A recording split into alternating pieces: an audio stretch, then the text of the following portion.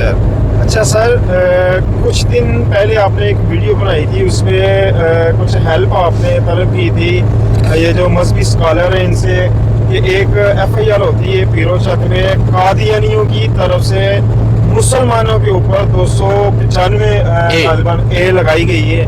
تو اس یہ جو معاملہ تھا اس کے اوپر آپ نے ہیلپ مانگی تھی یا کہا تھا کہ میری ہیلپ کی جائے, مجھے بتایا جائے, مجھے اس پہ گائیڈنس آپ چاہ رہے تھے. تو اس متعلق اس کے بارے میں آپ سے کسی نے رابطہ کیا, کچھ آپ کو انفارمیشن دی؟ ایشو یہ تھا پیارے بھائی کہ قادیانی ایف آئی آر کرواتے ہیں تھرو دا اسٹیٹ پولیس کے ذریعے, اور ایشو یہ ہوتا ہے کہ وہ کہتے ہیں کہ ہمارا ڈیرا جو ہے نا اس پہ وہ جلایا گیا اور ہماری دکان جلائی گئی ہے. ڈیرا اور دکان پرسنل پراپرٹیز ہیں, ٹھیک ہے, اور اس پر جو سرکار ہے وہ یہ کرتی ہے کہ اس پر پولیس لگا دیتی ہے مسلمانوں پر 295A, تو انہیں مذہب کی ایف آئی آر ہے.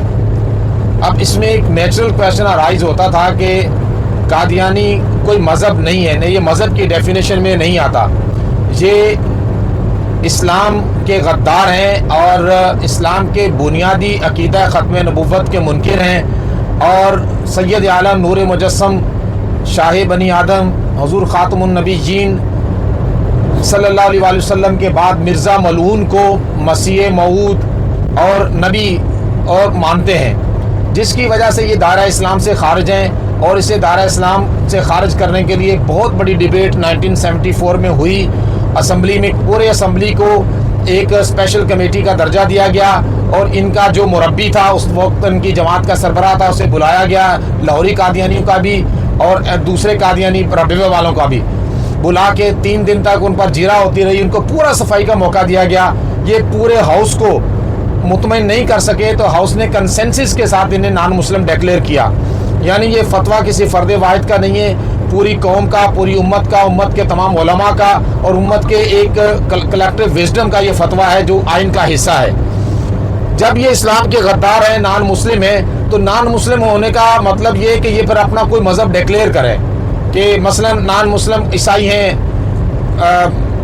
مطلب بدھ مت ہیں, دوسرے لوگ ہیں, وہ اپنا ایک سکھ ہیں, تو وہ اپنا مذہب ڈیکلیئر کرتے ہیں. تو یہ اپنا مذہب ڈیکلیئر کر دیں اور اپنے مذہب کو بتا دیں کہ یہ ہمارا مذہب ہے, اس کا نام یہ مرزائیت رکھ لیں, قادیانیت رکھ لیں, کوئی کالا پیلا نام رکھ لیں, ہمیں کوئی اعتراض نہیں ہے, ٹھیک ہے نا. اپنا کوڈ آف ورشپ بتائیں, اپنے عقائد بتائیں, ٹھیک ہے, اپنی عبادت گاہوں کو اپنے انداز میں بنائیں, تو ٹھیک ہے. پھر وہ ایک مذہب کے طور پر ہمیں ایک خاص, اگر وہ کسی بلیف پر اپنے متفق ہوتے ہیں تو پھر کسی کو اعتراض نہیں ہوگا, خود کو اس مذہب کا حصہ سمجھیں, تو ہم بھی کہیں گے کہ فلاں مذہب کے ماننے والے لوگ ہیں.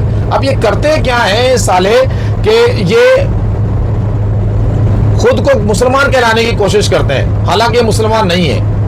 تو اس کا مطلب ہے کہ جو مسلمان کہلانے کی کوشش کرتے ہیں مسلمان نہیں ہے, تو پھر اسلام کے غدار ہوئے.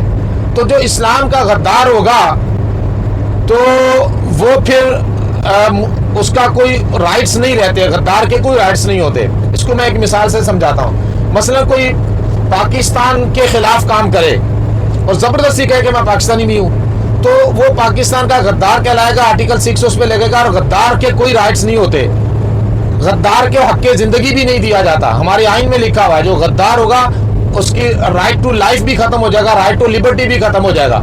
یعنی کسی بھی ملک کا کوئی غدار ہوگا تو غدار کے لیے زندگی کا حق بھی نہیں ہوتا. ابھی دیکھیں ایران میں جنہوں نے غداری کی ہے سارے عام ان کو پھانسیاں دے رہے ہیں. تو جو ملک کا غدار ہے اس کے لیے تو کوئی رائٹس نہیں ہے, تو جو اسلام کا غدار ہے اس کے رائٹس کیسے ہو گئے, اس کو سمجھنے کی ضرورت ہے.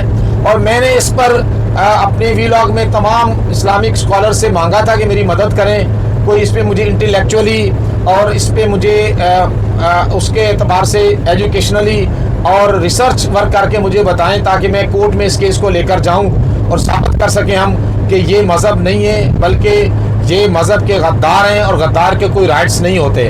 یہ بنیادی چیز ہے.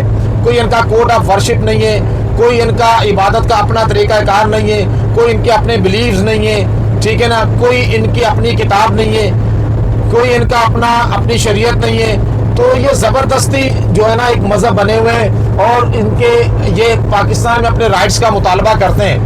تو یہ نہیں ہو سکتا کہ آپ غداری بھی کریں اور اپنے رائٹس بھی لیں. تو اس پر ابھی تک انفارچونیٹلی بدقسمتی سے مجھے کہنا پڑ رہا ہے کہ ابھی تک کسی اسکالر نے مجھے اس حوالے سے اسسٹ نہیں کیا. میں بار دیگر گزارش کرتا ہوں ان لوگوں سے, محققین سے, ریسرچر سے کہ مہربانی فرمائیں اس حوالے سے میری مدد کریں. میں کوئی علامہ فہمہ نہیں ہوں اور چونکہ میرے پاس بہت زیادہ ریسرچ ورک کے لیے وقت بھی نہیں ہوتا. اگر آپ میری مدد کریں گے تو عند اللہ ماجور ہوں گے, اللہ رسول کی عند اللہ و عند رسول ماجور ہوں گے. اور پیر میرے علی شاہ صاحب فرماتے ہیں جو ختم نبوت کا کام کرتا ہے تو اس کی پشت پر رسول اللہ کا ہاتھ ہوتا ہے. تو نبی رحمت علیہ الصلوۃ والسلام آپ کی مدد فرمائیں گے. آپ اس معاملے میں تحقیق کر کے مجھ سے رابطہ کریں تاکہ میں شریعت کورٹ میں اس معاملے کو اٹھاؤں اور یہ ثابت کروں کہ قادیانی کوئی مذہب نہیں ہے. ٹھیک ہے, یہ اپنا کوئی مذہب کا کالا پیلا نام رکھ کر ڈکلیئر کریں تو دیکھا جائے گا, لیکن جب یہ اپنا مذہب خود ڈکلیئر نہیں کرتے تو ان کے رائٹس کیسے ہو گئے؟ یہ بنیادی بات ہے. میرا خیال ہے کافی وضاحت سے میں نے بتا دیا ہے اور امید کرتا ہوں کہ ہمارے بہت سارے لوگ ہیں جو مسلمان سارے ہی ختم نبوت کے معاملے میں سینسٹیو ہیں, لیکن بہت زیادہ حساس لوگ وہ ہیں جو ختم نبوت کے لیے کام کرنا اپنی دینی, دنیاوی اور اخروی سعادت سمجھتے ہیں اور سمجھتے ہیں کہ اس سے دنیا میں بھی ان کی عزت ہوگی اور آخرت میں رسول اللہ علیہ الصلوۃ والسلام کی شفاعت کبریٰ انہیں نصیب ہوگی. حضور مہربانی فرمائیں گے. تو یہ میرا بھی یہی عقیدہ ہے کہ ختم نبوت کے لیے کام کریں گے تو انشاءاللہ سرکار قیامت میں دنیا میں بھی خوش ہوں گے اور آخرت میں بھی حضور مہربانی فرمائیں گے, کیونکہ قیامت میں حضور علیہ الصلوۃ والسلام کی شفاعت ہی سے سب کی نجات ہوگی. تو حضور کی شفاعت اسے نصیب ہوگی جو ختم نبوت پہ حضور کی عزت و آبرو ناموس رسالت ختم نبوت کی پہرے داری کرتا ہے. ہم یہ عقیدہ رکھتے ہیں اور ہمارا یہ نظریہ ہے.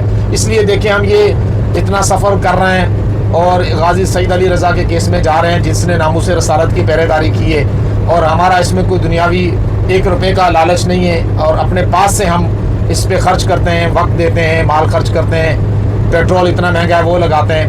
تو یہ ماس حضور علیہ الصلوۃ والسلام کی خوشنودی پانے کے لیے.